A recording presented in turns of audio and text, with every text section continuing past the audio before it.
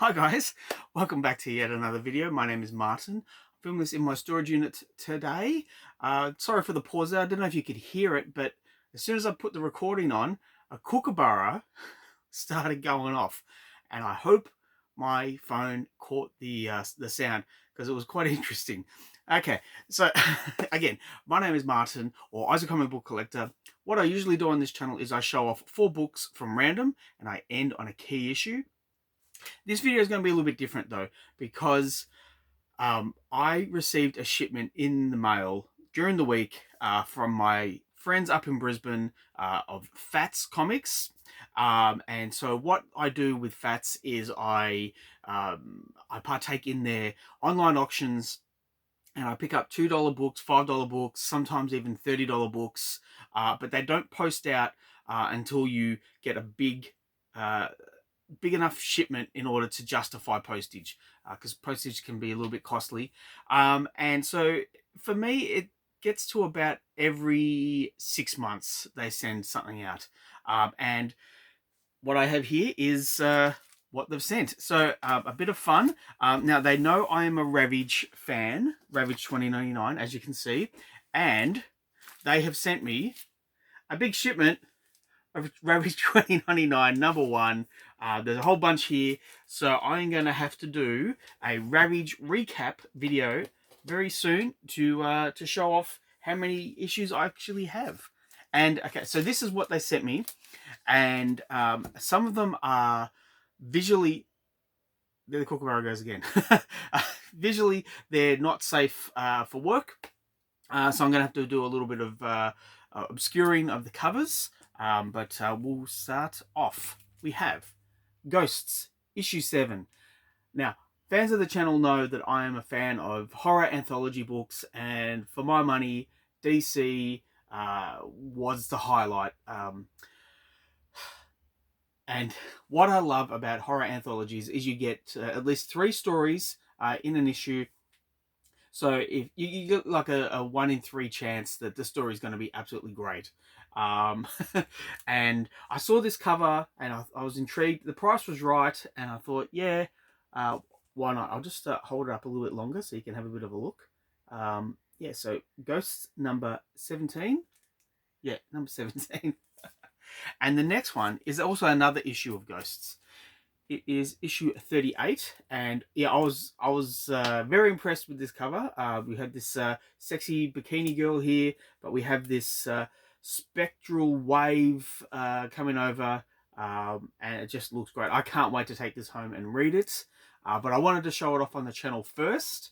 That's usually what I do. I get these books, and before I even have a chance to read them, I come down here and I show them off, because I want to share with you guys and girls the books that I enjoy, and hopefully you enjoy as well. So look, I'll also say I just noticed there's a little bit of like crayon over the Spectral's face, but I think a bit of pressing and cleaning might help with that. I don't do pressing and cleaning myself. I wouldn't know where to begin, but maybe I'll just leave it as it is. Now, this was interesting. This is Images of Omaha.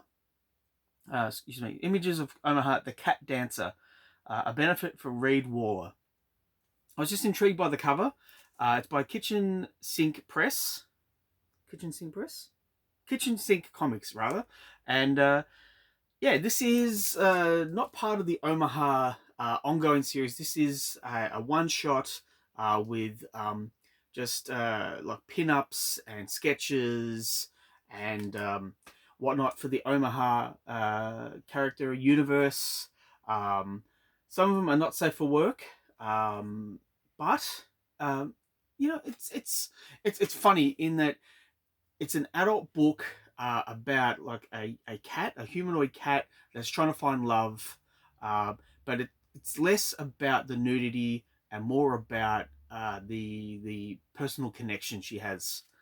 So I enjoy this series. This is the second issue of Omaha that I have, and yeah, I'm looking forward to reading it. Now, what I have next is issue 8 of Omaha.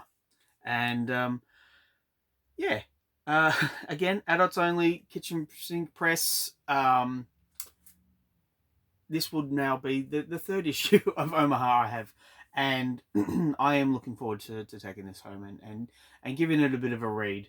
I think though that if my wife saw this with with the nudity in it, she might be a little bit inquisitive about what's going on. But anyhow, yeah, there we go. That is what it is. Now, what I'm going to do is I'm going to use the backing board to cover up the image, the cover, because it's quite. Oh, geez, I have to cover up most of the. Yeah, okay, there we go.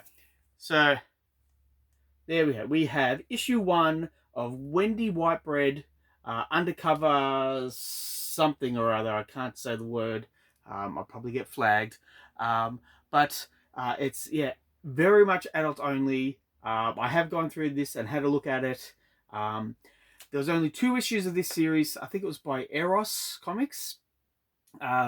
Interesting concept. I don't know if it's really for me, but I was intrigued by the concept, and the price was right. And I said to Fats Comics, let's have a look and see what this is like, because this could either be very well done, or it could just be gratuitous nudity and filth.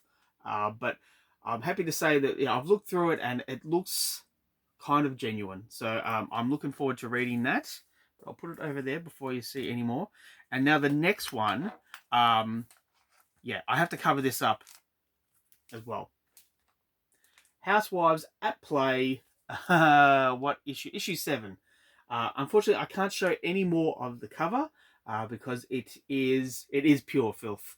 And now that I have it, I'm kind of scratching my head about why I was so intrigued about buying this. See, that's the thing with these online auctions. I see them and I go, yep. I bid, and then see what happens, see if I win. And for this one, I won. And now that I have it, I'm like, oh, that's right, I won this. Do I read it? Do I put it away, never to be seen again? What do I do with a book like this? I really don't know. Anyhow, that's it for the not safe for work stuff. So we're on to more fun stuff, and we have here the Savage Dragon Teenage Mutant Ninja Turtles crossover. I think there was 2 issues of this. I've gone through this and it looks great. This is a perfect example of what I love in comic books. Fun characters, dangerous settings, action-packed artwork that pops off the page. I cannot wait to take this home and read it and enjoy it. Now, there is a bit of damage on the top, and on the back it's similar. There's a tear on the top and the back, but for the price I paid, I'm not fussed because I am a big Turtles fan. Not so much a Savage Dragon fan, but yeah, certainly a Turtles fan. I still read them to this day, so this is going to be a fun read. Now, when did I do this? Early last year, I had a friend on the channel back at home. His name's Steve, and he was showing off, and he was talking about this series called Rock and Roll Comics, and he had a few of them. And I have picked up The Who, the Rock and Roll Comics, The Who, and I don't know really what to say. I am more a fan of this series than I am of the bands that are shown. The only exposure I have to The Who is my wife and we used to watch a lot of CSI. That's about the extent of it. So if you're a Who fan and you're watching this, I apologize because you might want this book more than I do. But what I love about this series is that it is it's told without the band's consent, and it makes for a dangerous situation, especially legally. What can you do? What can't you do? Can you do any of it? And the fact that you can still buy these books, it doesn't really astound me, but it pleases me because it gives me an opportunity to see how other indie creators are doing work and putting themselves out there. I saw this, I snapped it up. If I could get all the issues, I certainly would. I think Skid Row was the only band to have their book pulped, so you can never find it. I think it's Skid Row, but fans of Rock and Roll Comics, please put down in the comments down below which is the issue that you can never find a copy of. I'll be very interested to know. Now, even though I said I haven't read these books, as soon as I got this one, I had to read it straight away, and I loved this issue. Monica's Story by Alternate Comics by James Kolchaka. Yeah, James Kolchaka. And I showed my wife this book because we're a similar age. She knows the controversy with Bill Clinton and Monica Lewinsky, so she lived through it just like I did. But she saw the cover and she went, I can draw better than that. Okay. I read this straight away. As I said, I loved it. James Kolchaka's artwork is perfect for this story. It's both a mixture of childlike and also shows a lot of love. There's a lot of work, a lot of interesting details that put into each page, and it really, for me, it really it sucked me into the story, and it was really surprising that they went with the angle. No, that's wrong. I shouldn't say it, but I like how they went with the angle that Monica Lewinsky, she's looking for love, and Bill Clinton, he's just looking for a bit of physical connection, and the two meet each other, and right or wrong, they're in a relationship of a sort, and it leads down a certain path. It's very graphic in parts, but then it's also ultimately it's a love story, and by the end of it, I was intrigued. I was very happy that I bought it, and I'm very happy that I own it. I don't think I'm going to be giving this one up anytime soon. I will also say this is the first printing. The second printing is a similar cover, and then they did a third printing which has a yellow background. But now that I have this, the first printing, I'm going to hold on to it. So I've got 3 more to go. So thank you for sticking with me. And we're going for more traditional superhero comic books for the last 3. Now, everyone has been talking about X-Men 97. And so you can't go past X-Men 97 without X-Men Adventures issue 1 with this Steve Little, Steve Lytle cover. Just great. I thought I owned this. I'm sure that I bought this back in the day, but maybe I sold it. Maybe I sold it because I remember I had like a whole bunch of Disney books. I had Roger Rabbit books. I had a whole lot of Teenage Mutant Ninja Turtle adventures, and I sold them stupidly for like $30. This is back in the 90s, and I think maybe this was one of the issues that was in that little box of books that I sold. But now that I have it, I'm very happy to have it again. If I had it again, I can't remember. It was 30 years ago. So, yeah, there we go. X-Men 97. X-Men 97. X-Men Adventures issue 1. The next one, Marvel Spotlight issue 1 with Red Wolf. Now, this isn't his first appearance, but it is the first time he's headlining a comic. So, as always, I'm very happy to have this book. I've seen it around the traps every so often, but I picked this one up from Fats, and I'm very happy to have it. I've looked through it. It looks great. I am eager to read it. I'm not. I'll also preface this by saying I'm not a huge Red Wolf fan. He has an interesting concept, and I don't think Marvel are doing a lot with him, and there's a lot more they could do with him. That being said, if you want to read Red Wolf's stories, there's probably only a handful of books that he's in. So if you want to collect all his stuff, yeah, go searching. And this is one of them.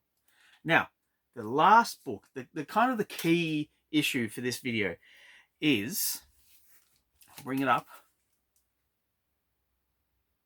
There we go.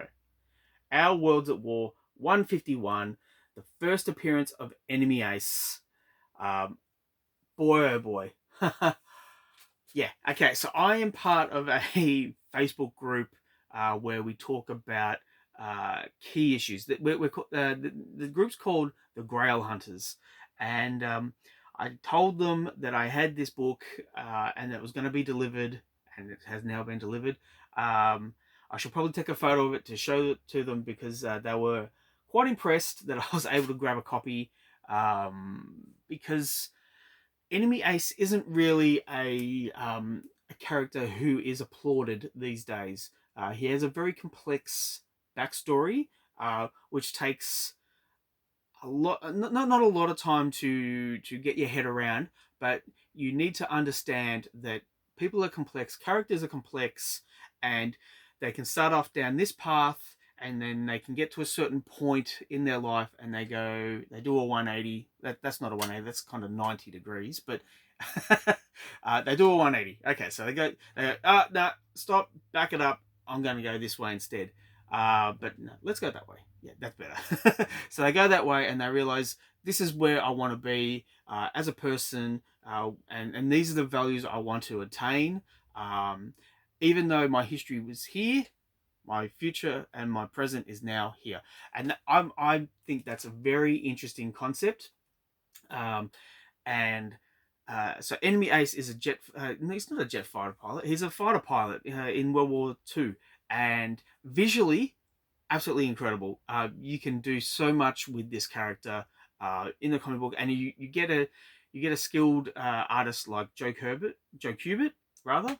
And yeah, it's off to the races. You're in for some really interesting stories. So once again, I'll say it, I'm very happy to have this in my collection, and that will do for this video. Please let me know what you think in the comments down below. Please like and subscribe if you wish to. I really appreciate all my subscribers.